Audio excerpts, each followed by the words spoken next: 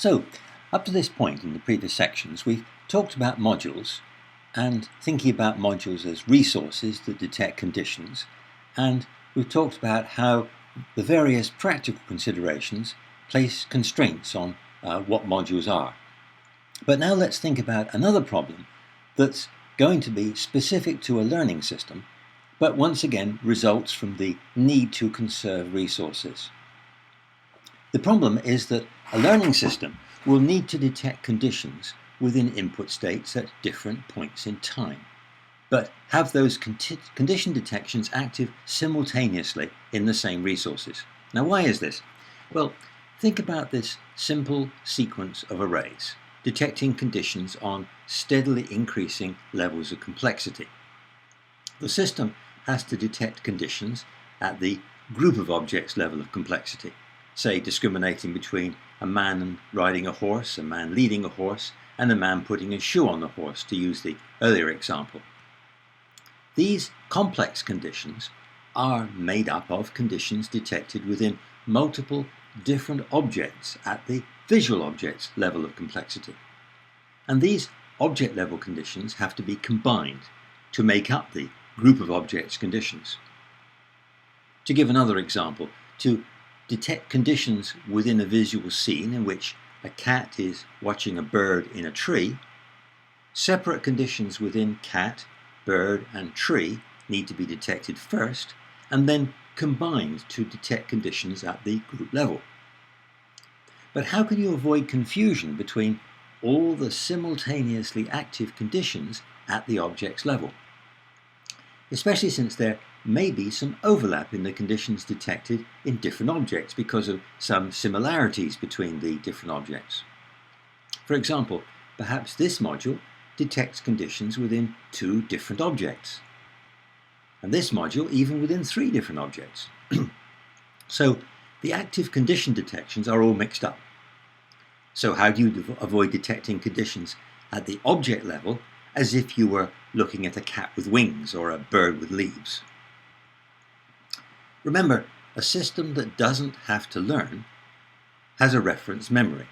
So a module can store results about one object while it processes information about another object, so the problem doesn't arise.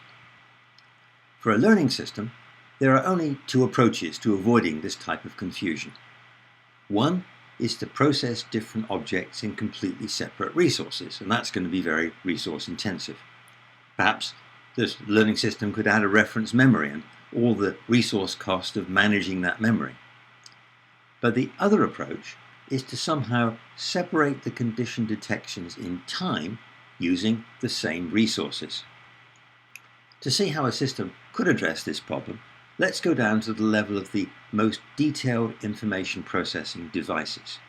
Each column has several layers of such devices.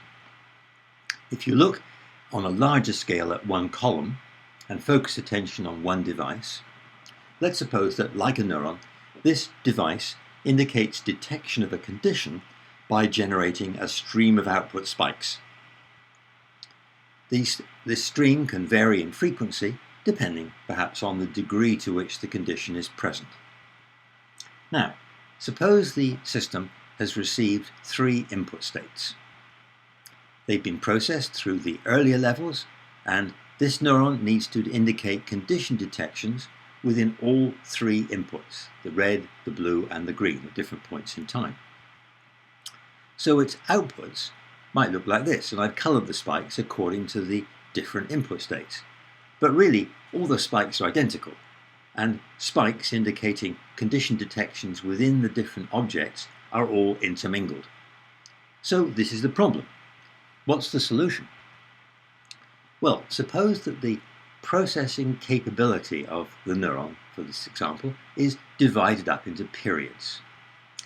And each period is divided up into what I'll call time slots. And in this case, let's put 3 time slots in each period. Now, suppose that spikes indicating condition detections in the first object only occur in the first time slot of each period. Condition detections in the second object only in the second time slot, and so on. The result might look like this. So the neuron outputs will contain condition detections in the first object only in the first time slot of each period, and so on. If the spikes were separated by enough time that there was no processing overlap, the condition detections would be independent. So let's think about how this would work between arrays of modules, where the top array detects conditions within individual objects and the bottom array within groups of objects. When the sensory information from the first object is processed, condition detections are generated only in the first time slot, and so on. But once conditions are being detected within all three objects, all the output condition detections from the top array, when they're received by the second array, are brought into the same time slot. The thresholds for condition detection in the second array are set so that conditions will only be detected if there's lots of spikes in one time slot, more than will be generated by a single object. So group of object conditions will only be detected once multiple object conditions have all been detected in the first array and then synchronized in the input level to the second array. You can look at this mechanism as a frequency modulation. If devices get some signal like the one in red that peaks in one time slot, then spikes will be concentrated in that time slot. A similar signal with a different phase will concentrate spikes in a different time slot. So appropriate signals can concentrate spikes in different time slots or bring the signals together into the same time slot as required.